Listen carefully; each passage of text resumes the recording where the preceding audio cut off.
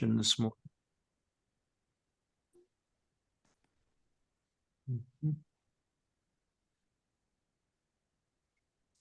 Close, let me see here. There we go.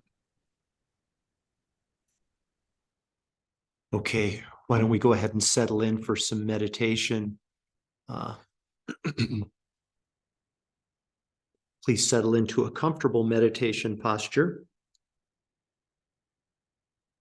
taking care to ensure that your spine is straight and relaxed.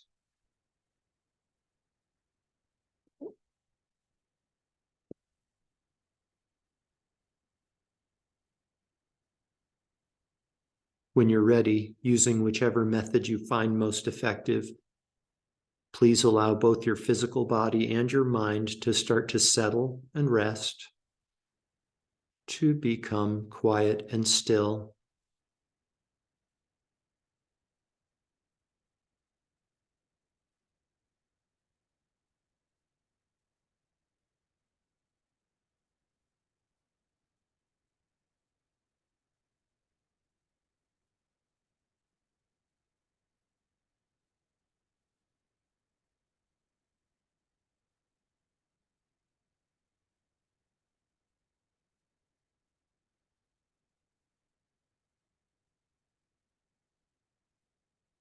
And when you're ready, in your own time, please go ahead and transition into meditation on the inner body.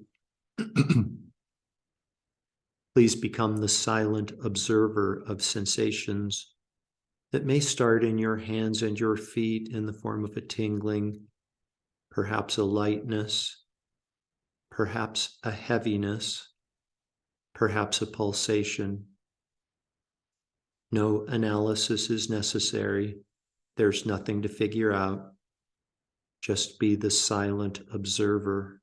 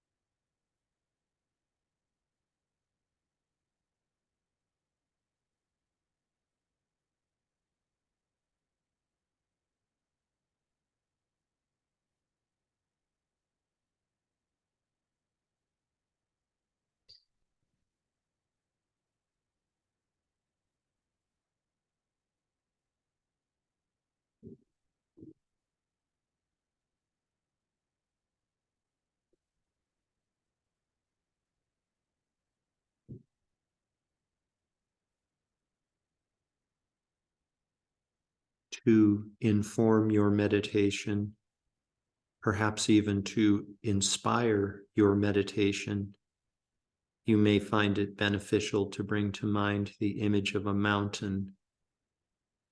The mountain is balanced, grounded, and stable.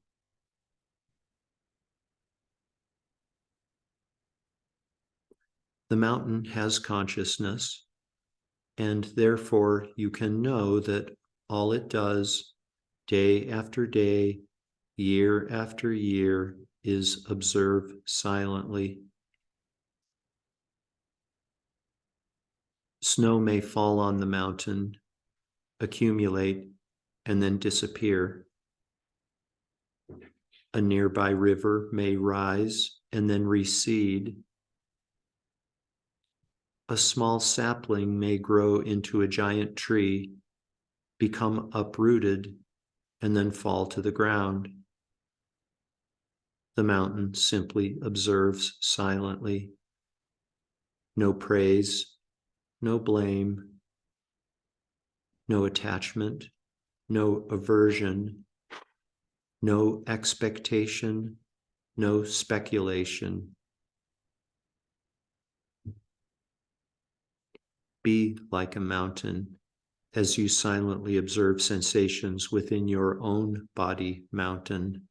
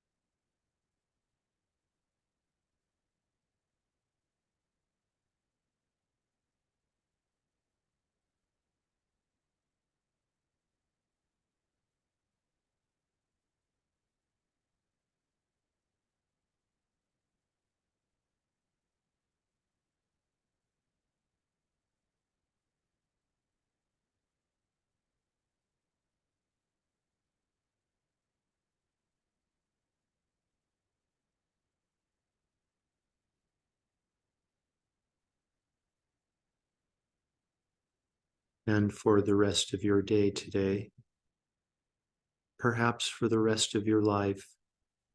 Please give yourself permission to carry this grounded, stable, mountain-like wisdom with you.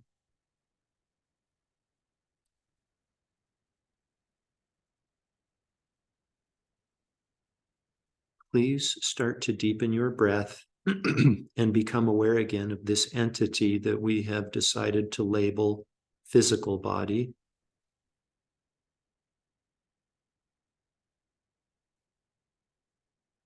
Taking deeper and deeper breaths, become aware again of the garments of clothing resting on the surface of your body.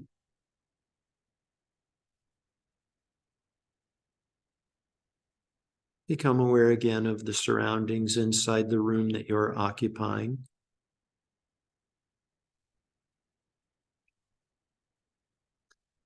Become aware again of the world that exists outside of the room that you're occupying.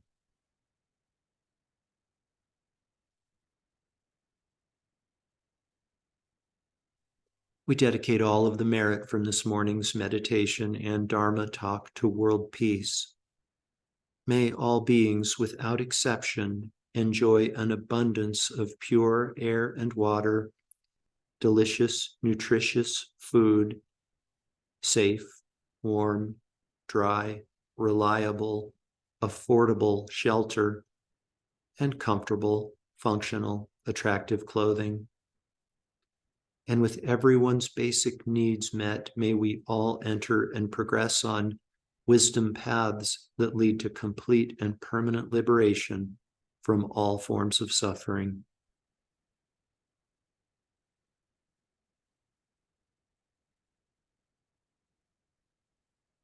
Completely fill up your belly and lungs with air, and when you're ready, you can open your eyes and bring your meditation to an end.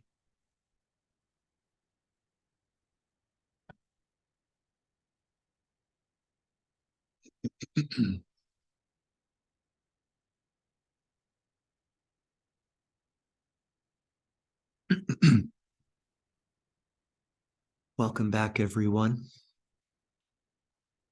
So on Friday, I kind of gave a special talk, I guess we could call it a special talk about Buddhist refuge vows. And you may recall that one of the main considerations for one to consider taking refuge vows has to do with future lives. Basic Buddhist view, you'll recall, basic Buddhist view is that the happiness and suffering of future lives is more important than the happiness and suffering of this one life. Why? Because our countless lives are countless. Our future lives are countless, whereas relatively speaking, this one life is very short.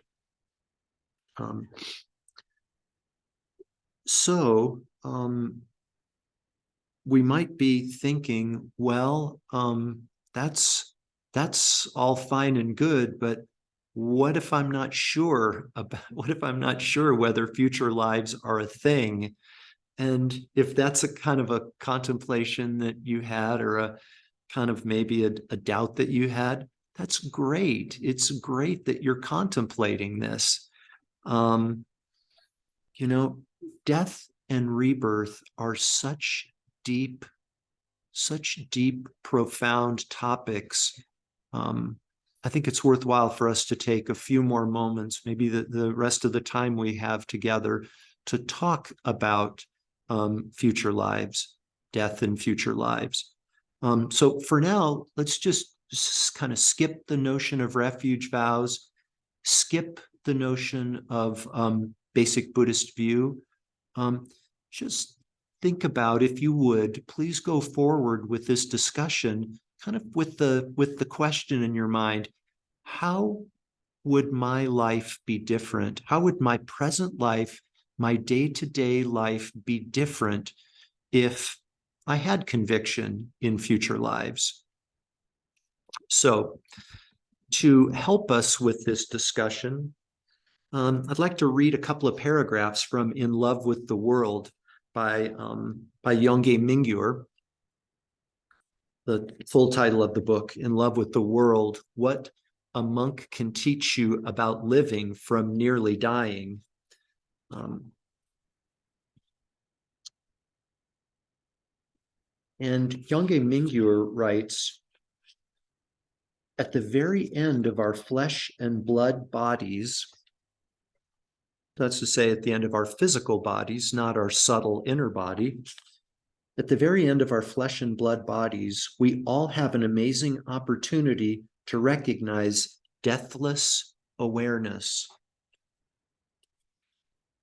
The dualistic mind that has been tethered to the body is automatically released by the collapse of the foundational structure, creating an intensified gap.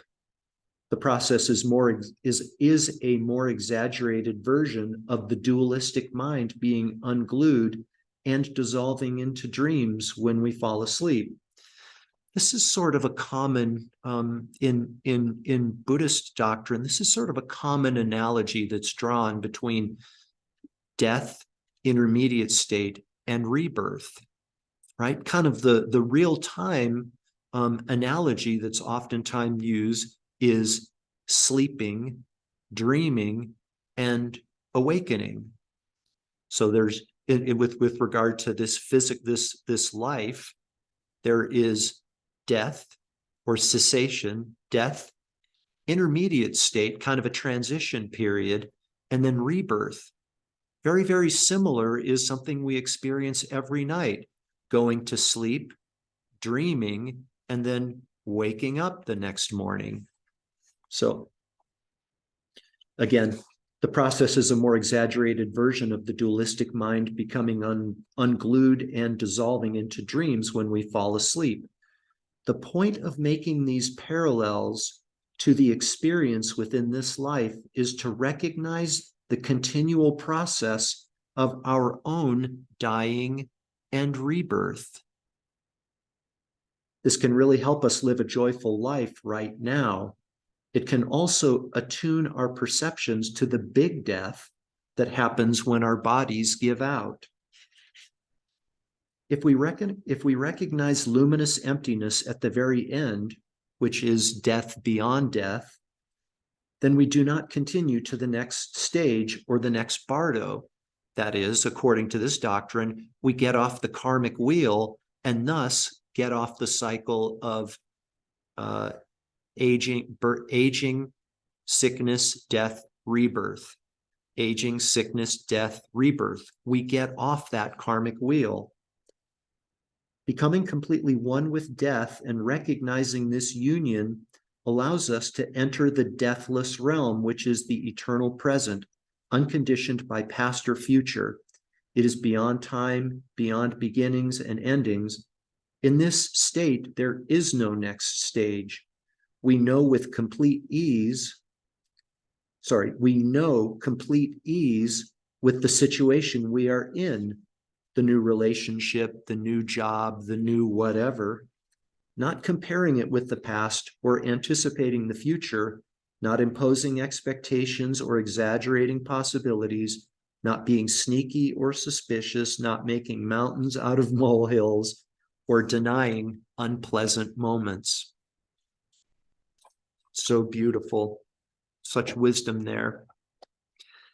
And what really compelled me, and I thought was especially appropriate for our discussion this morning, is examples of death and rebirth that take place all the time within this so-called one lifetime, this one lifetime that we're experiencing right now, or we might call it this continuum of this one lifetime.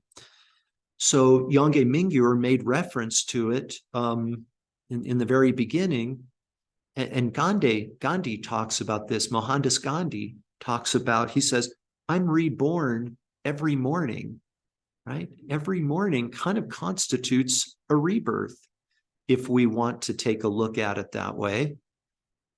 In preparing for this class, I recalled looking up, I recalled hearing somewhere at some point that over a 7-year period, every single cell in our body dies and then is replaced by new cells. Well, I looked a little bit deeper, and that's not exactly true.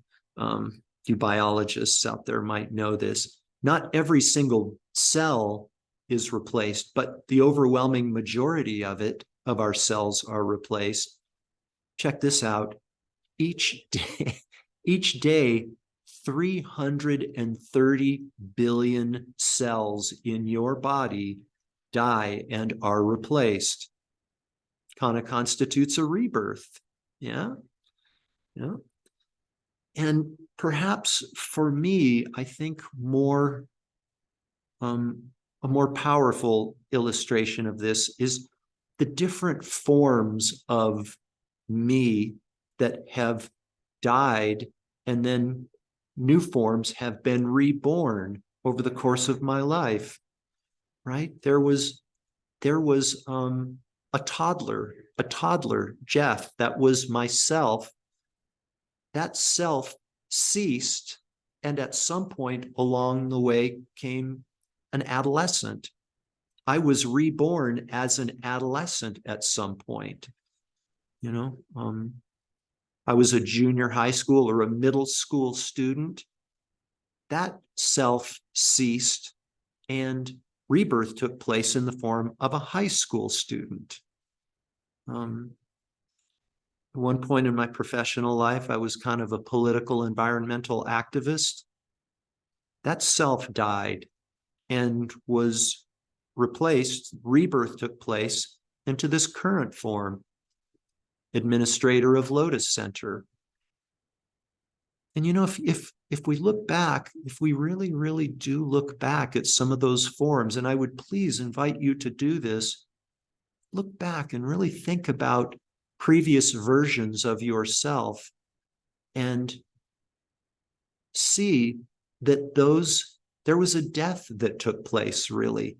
There was a death that took place that had to take place in order for the next self to be reborn. So these may or may not be interesting contemplations for you, but as we play with the idea of life after the cessation of this life, I think it's beneficial, one, for us to think about what our lives would be like if we came to embrace and really believe this notion that there are future lives to be lived after this one, and the best thing I can do with this life is to make provisions, plant seeds, so that I have good experiences, good conditions in my future lives. Conditions, I think the most important condition is having the availability of qualified spiritual teachings that I can take refuge in and thus alleviate my suffering and experience peace. There are actually lots of examples in contemporary life right now about us doing exactly the opposite. I was thinking about people who use methamphetamine, meth, also known as crystal meth. These people are sacrificing future happiness, future good conditions for a pleasurable experience in this moment. The pleasure of this moment takes precedence over their happiness and contentment and good health in future life, in the future, the remainder of their life. It's really sobering to contemplate. And it's not to pass judgment on people who use meth. I think some of us can kind of look more closely homeward, angels, and see examples of things that we do kind of in the name of experiencing pleasure in this moment to the detriment of the future. Like maybe there are some foods that we know we shouldn't eat when we're going to be going to bed soon, yet we might go ahead and eat it anyways in the name of having pleasure in this moment. Not turning this into a guilt trip either. That's not the point of it. It's just to examine. And I just want to close with this last thought. From the words of Buddha, you may remember that he said, don't do this thing or don't adopt this view just because I encouraged it and I'm the Buddha. Check it out for yourself. See if it makes sense. See if it has the potential to benefit your life. And I think that's a good approach for us to take with regard to our contemplations about future lives and what we use this life for, right?